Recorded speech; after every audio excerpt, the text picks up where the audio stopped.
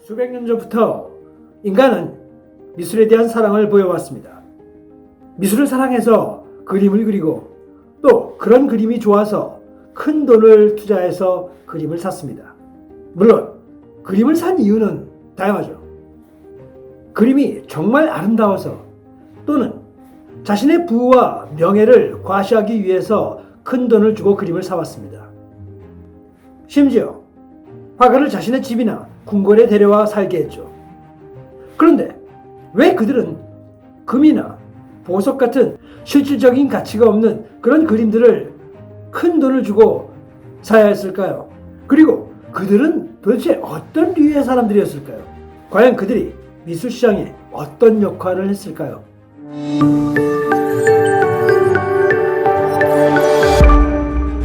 안녕하세요. 언제나 어려운 미술을 쉽고 재미나게 풀어드리는 레츠아트의 대원쌤입니다.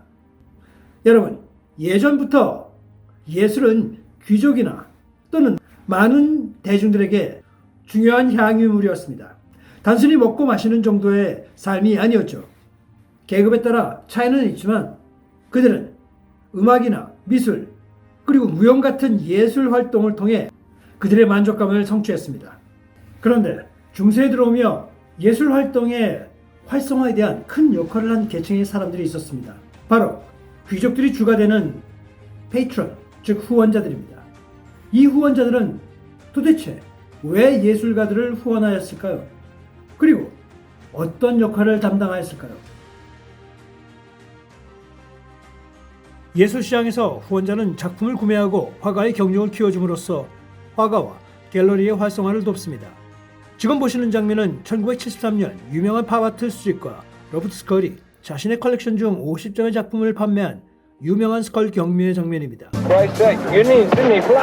이 사람은 팝아티스트 로버트 로션버그입니다. 로션버그가 컬렉터 스컬이 자신의 작품 몇 점을 마구 팔아버리는데 항의하며 그를 밀쳐버리는 사건이 발생합니다. All the artists got upset at this bad collector selling stuff for like $100,000 that he paid $1,000 or $2,000 for. How about yours that you're going to sell now?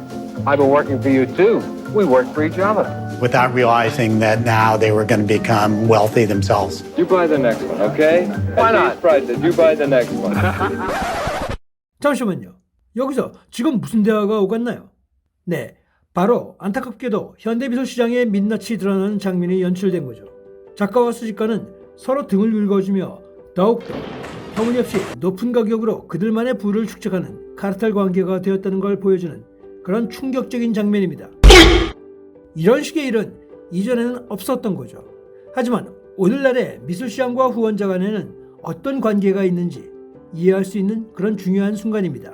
이런 방식의 후원도 있고요. 여기 또 다른 방식도 있죠. 이렇듯 다양한 아이디어를 뒷받침하는 후원 모델은 여전히 잘 살아있습니다. 작가와 후원자 간의 밀접한 협업이 긴밀해지죠.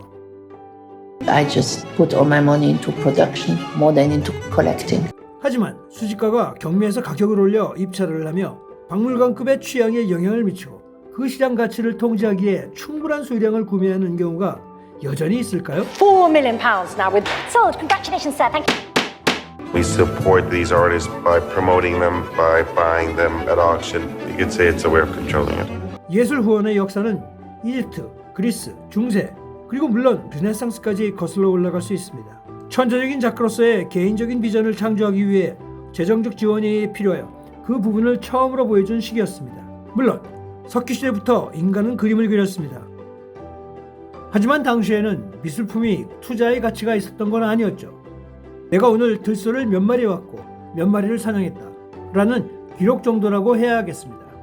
그러다 이집트와 그리스 로마 시대에 들어오며 미술은 사회에 좀 더 진지한 가치를 부여주는 그런 역할을 하게 됩니다. 주로 신화나 지배자에 대한 무용담을 기록하는 그런 역할이었습니다. 이때까지는 전문적인 작품 의뢰와 후원은 크지 않았습니다. 노예 수준의 작가들이 그림을 그린 것이기 때문이죠. 하지만 중세를 거쳐 르네상스에 들어서며 본격적인 페이트런, 즉 후원자들이 나타나게 되며 미술시장에 큰 기여를 하게 되었습니다. 그 대표적인 수혜 작가들이 레오나르도 다빈치와 미켈란젤로라고 할 수 있죠. 대표적인 초기 후원자는 이탈리아의 메디치 가문입니다. 메디치 가문은 동서양 무역과 은행업을 통해서 엄청난 부를 얻고 곧 권력까지 가지며 그들의 권력과 명예를 과시하는 데 몰입하였습니다. 그 수단 중 미술이 한 축을 이뤘죠. 그들은 권력 과시만이 아니라 미술 그 자체를 좋아하기도 했습니다. 자신들의 궁전에 데려와 같이 생활을 하기도 했죠. When you're spending time with artists, it also stimulates your thinking and creativity. 이 작품은 역사상 가장 유명한 작품입니다. 어떤 후원가가 의뢰를 한 거죠. 부자들은 오랜 기간 그들의 초상화를 주문해 왔습니다. 스컬도 앤디 워홀에게 워홀의 첫 초상화 작품을 의뢰하였습니다. 바로 스컬의 아내 에셀 스컬의 초상화입니다. 여기 또 다른 유명 미술 수집가 부부가 있습니다. The only rules we had were they had to be affordable and we had to be able to fit it in our apartment. 하지만 모든 수집가들이 미술을 사랑해서 사는 것만은 아닙니다. Best investments we've ever made are all the artists I absolutely loathe. 미술 투자는 사회적 혜택을 누리기도 합니다. Sometimes collectors who collect art principally for social reasons are dismissed as being less serious than others. It's fun. Going to Venice and saying, I got my Mark Bradford is fun. But some of the largest and best collections of art, they love showing it off. They love entertaining museum groups in their home or at their foundation. 하지만 모든 수집가들이 미술을 사랑해서 사는 것만은 아닙니다. 다 맞아. 라며 다른 어떤 것보다도 미술 수집을 통해서 상징상으로 올라가고 싶어 라고 털어놓았습니다. I think collectors are much more powerful today than ever before because they actually spend the money on the inventory. 후원자가 자신이 구매한 작품을 미술관에 기부하게 되면 그 작가의 가치가 미술 시장에 더 올라가는 그런 현상이 발생합니다. The problem with that is there's no guarantee it'll be shown much, if ever. We don't want to just collect art and have it in storage. We want to share it. The way to keep the collection together is to establish your own private museum. The artists love us because they know once we acquire their art, we'll lend it anywhere they want us to lend it to. You determine what gets to be shown, when it gets to be shown, how it gets to be shown, in a way that no public museum will offer you. If there is not immediate return on investment, our society is not really ready for it, but it needs to be done. 미술계의 후원은 경제적인 결과에 매달리지 않는 것이 최선일 것입니다. I am actually happy to see that some projects which seemed impossible in the beginning actually became big successes. In the 20th century, you can track almost every decade with a great art movement. Cubism, real, Dada, conceptual, minimal, yada, yada, yada. Now we get to the 21st century, and well, what's the great art movement? And really, there isn't one except if you say the art market. 후원은 시장 안팎에서 다양한 방식으로 나타날 수 있습니다. 후원의 동기가 무엇이든 그것이 반드시 좋거나 나쁘다고 단정 지을 순 없죠. 현대 미술이 핫하다고 초상화의 인기가 어디 가지는 않습니다. 그대로 인기가 있죠. 하지만 모두가 이익을 내는 데만 집중을 한다면 조만간 또 다른 시스템 벽화 같은 그림은 볼 수 없을 것입니다. 지금까지 미술 시장의 전반적인 속사정을 알아보았는데요. 갤러리든 옥션이든 아니면 아트페어나 후원자든 모두 장단점이 존재하는데요. 미술 시장에서 위의 역할들은 다들 필요합니다.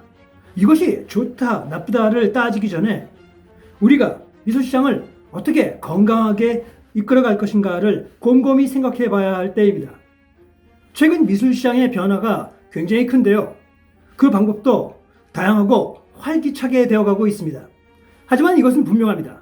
미술작품의 구매와 판매에서 갤러리나 수집가들이 터무니없이 작가들의 작품의 가격을 후려치고 또는 과다한 이익을 챙긴다면 이 부분은 결국에 가서는 화가들의 신뢰를 잃게 될 것입니다. 이런 부분에서 작품을 구매하거나 투자를 하고자 하는 여러분들은 이 그림이 얼마에 팔릴 것이냐, 얼마나 더 오를 것이냐 보다는 내가 이 그림을 정말 좋아하는지 이 부분에 대해서 좀 더 신경을 쓰셔야 할 것 같습니다. 그리고 이 작품이 내가 구매를 할 수 있는 그런 범위 내의 가격을 갖고 있는지 그것도 역시 꼼꼼히 따져보셔야 할 것 같습니다. 즉, 안정적인 투자를 통해 여러분들의 작품들을 인스타 또는 페이스북과 같은 SNS를 통해 홍보를 하시고 그 가격이 조금씩 올라갈 수 있도록 여러분도 마케팅 활동을 하시는 게 어떨지 그렇게 생각이 되는데요. 오늘 내용이 여러분들에게 도움이 되셨다면 좋아요와 구독 그리고 댓글 많이들 남겨주시고요. 다음 시간에 더 좋은 내용으로 여러분들 찾아뵙겠습니다. 안녕!